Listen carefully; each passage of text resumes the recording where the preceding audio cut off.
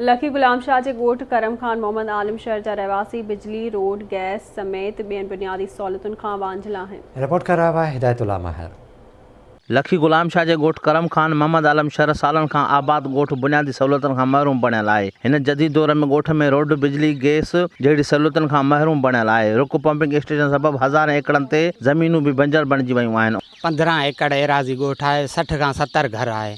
ही पुराणो क़दीमी ॻोठ आहे जंहिंमें असां में कंहिं बि क़िस्म जी का बि सहूलियत न आहे। न रोड जी सहूलियत आहे, न बिजलीअ जी सहूलियत आहे, ऐं हे तव्हां साम्हूं सिमज आहे, ॾिसो था पाणी वग़ैरह हिन में घणो आहे। ऐं हज़ारें एकड़ असांजी ज़मीन जेका आहे रुक पंप स्टेशन जे करे उन्हनि जे जेको आहे सो ना अहलीअ जे करे उहा असांजी हज़ारें एकड़ ज़मीन जेका आहे सा तबाह थी वई आहे। उन में पाणी बि उहा ज़मीन बंजर थी वई आहे, कलर थी वई आहे। हिते अची करे जेके ज़िले शिकारपुर जा चूंडियल नुमाइंदा आहिनि उन्हनि खे असां परज़ोर अपील था कयूं, छा असांजो ही ॻोठ ज़िले शिकारपुर में न आहे? बराए महिरबानी करे असां DC साहब खे ऐं जेको आहे सो चीफ ऑफ इरिगेशन खे अर्ज़ु था कयूं त असांजी सरज़मीन अची करे ॾिन त असांखे कहिड़ी फैसिलिटी आहे। उन ॻोठ क़दीमी घटि में घटि 2 सालनि सवण जो आहे। हिन वक़्त ताईं असांखे रोड जी तकलीफ़ ऐं बिजलीअ जी कोन थी मिले।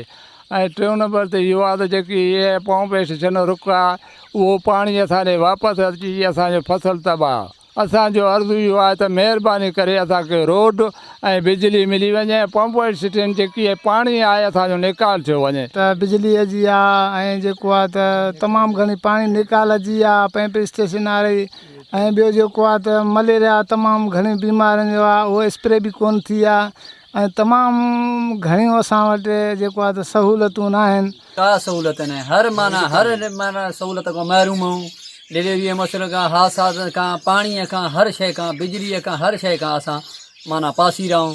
असांजे सिंध गवर्नमेंट ताईं असांजी अपील आहे त असांखे सहूलियत ॾिनी वञे। रोडारो आहे असांखे का बि माना डिलीवरी केस आहे या को ॿियो पोड़ो बीमार थो थी सघे या को शादी आहे, ॿार गमी आहे, ॿार नथा वञी सघूं असांजे लाइ वॾो मसइलो आहे। बिजली बि न आहे असां वटि, न को गैस जी सहूलियत आहे। तव्हां ॻोठाणनि जूं ॻाल्हियूं ॿुधियूं। हिननि DC शिकारपुर, MPA, MNA ऐं वस वारनि खां मुतालबो कयो त फौरी तौर ते ॻोठ में बुनियादी सहूलियत ॾिनी वञे। हिदायतुल्लाह महर, आवाज़ TV न्यूज़, लखी गुलाम शाह।